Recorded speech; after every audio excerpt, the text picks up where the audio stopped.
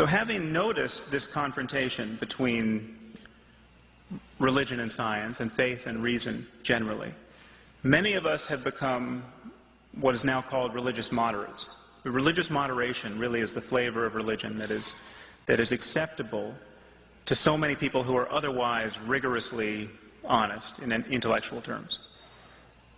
And in my book, I criticize religious moderation rather harshly, and this has actually been some of the most controversial material in my book. So I just want to run through my argument briefly about this because it has raised some hackles. The first thing to say up front is just that religious moderation is better than fundamentalism. There's no doubt about that. Religious moderates don't fly planes into buildings. Religious moderates don't organize their lives around apocalyptic prophecy, and that's a very good thing. But religious moderation has some real problems. The first is that it gives cover to fundamentalism. Because religious moderates have made it taboo to criticize faith. They want faith respected. They want the whole project of being religious, being identified as a Christian, a Muslim, a Jew, to be respected. That it is impossible to call into question this basic project, that the ethical tenability of raising a child to believe he's a Christian as opposed to anything else. And under the cover of this respect, we are now powerless to say the very harsh and necessary things about religious extremism that we need to say, because it is taboo. You have to respect faith. Religious moderation prevents us from even noticing the differences among our religions. It is taboo to notice that all our religions are not teaching the same thing. They're not all equally wise, and where they do teach the same thing, they don't teach it equally well. I mean, where are the Tibetan Buddhist suicide bombers? If you think for a moment that the kind of violence we see in the Muslim world is born of the Israeli occupation and our misadventures in Iraq, we should see Tibetan Buddhist suicide bombers. The Tibetans have suffered an occupation every bit as brutal and far more cynical than any that we or the British or the Israelis have imposed upon the Muslim world. Something like 1 million, 1.2 million Tibetans have died since the Chinese occupation. Where are the throngs of Tibetans in the streets calling for the deaths of Chinese non-combatants? Where are the Tibetans blowing themselves up on Chinese buses, at weddings, in crowds of children, in front of the offices of the Red Cross and the UN? It's not happening. It's not likely to happen. It's not that you could not possibly form a death cult out of the principles of Tibetan Buddhism. In fact, to some degree, Zen Buddhism informed the worldview of the kamikaze pilots during World War II. But you would have to work very hard to bend the core principles of Buddhism into this kind of orgy of violence. You don't have to work so hard as a Muslim. And it would be impossible as a Jain. I mean, the Jains, this religion of India that has some 10 million subscribers, I think, the core of their religion is nonviolence. No matter how deranged you get by your doctrine as a Jain, you will get less and less violent. I mean, the really religious Jains cover their mouths with cheesecloths so they don't inhale a bug. By no stretch of the imagination can you argue that the core principle of Islam is nonviolence.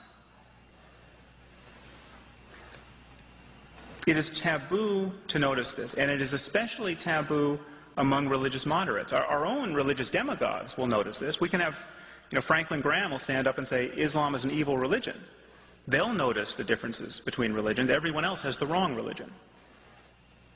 But religious moderates have rendered this taboo. I want to point out that I'm not talking about a race or ethnicity. I'm talking about the consequences of ideas. When I talk about Islam, I'm talking about John Walker Lynn, the white guy from Marin County who went off to fight with the Taliban. We are at war, to digress briefly into the our current situation. We are at war with Islamic fundamentalism. Not merely Al-Qaeda, not extremist Islam. The mainstream doctrine of Islam contains this notion of martyrdom and jihad. It contains this imperative to convert, subjugate, or kill infidels. Anyone who says it doesn't has not read the Quran, has not read the Hadith, or is lying about them. It is taboo to notice this. If you doubt this, if you think, I'm sure there are people in this room who are still thinking, no, it can't be religion. This is lack of economic opportunity. It's lack of educational opportunity in the Muslim world. Just contemplate for a moment the biographies of the 19 men who woke up on September 11th, 2001 and decided to slit the throats of stewardesses and fly planes into buildings. Okay, these guys were college educated to a man. Many of them had PhDs. Many of them had been educated in the West. They were middle class or better. I don't know how many architects and engineers need to hit the wall at 400 miles an hour for us to get it into our heads that this is not merely a problem of education or economics. These were not guys who had spent a lot of time agitating about regime change in the Middle East. These were guys who spent an inordinate amount of time at their local mosque in Hamburg talking about the pleasures that await martyrs in paradise and demonizing infidel culture.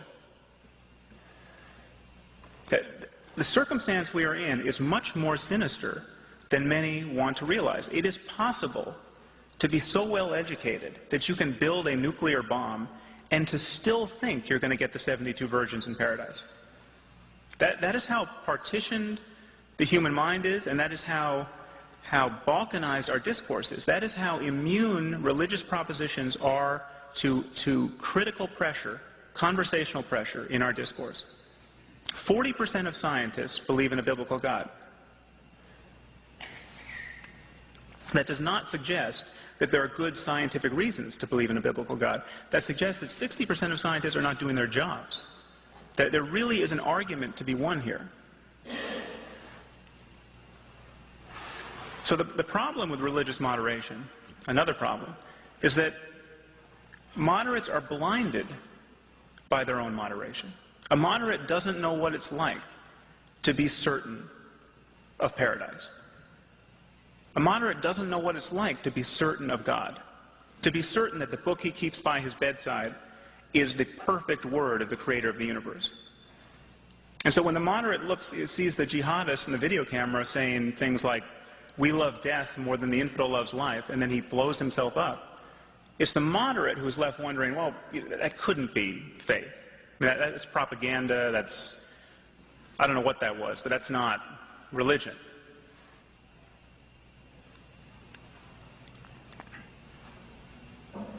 So it is really the discourse of religious moderation that keeps convincing us that religion is not the problem, that this violence would happen anyway, that these 19 guys would have killed a lot of people anyway. There's no evidence for that. Another problem with religious moderation is that it is intellectually bankrupt. It really represents a fundamentally unprincipled use of reason. At least fundamentalists talk about evidence.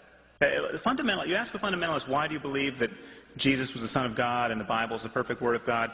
You'll get reasons. They're not good reasons, but you will immediately see that these people are engaged in an evidentiary pursuit. They'll say things like, the New Testament confirms all of Old Testament prophecy, or every prophecy in the Bible has come true. These are specious claims, but contrast that to what moderates say. Moderates don't talk about evidence.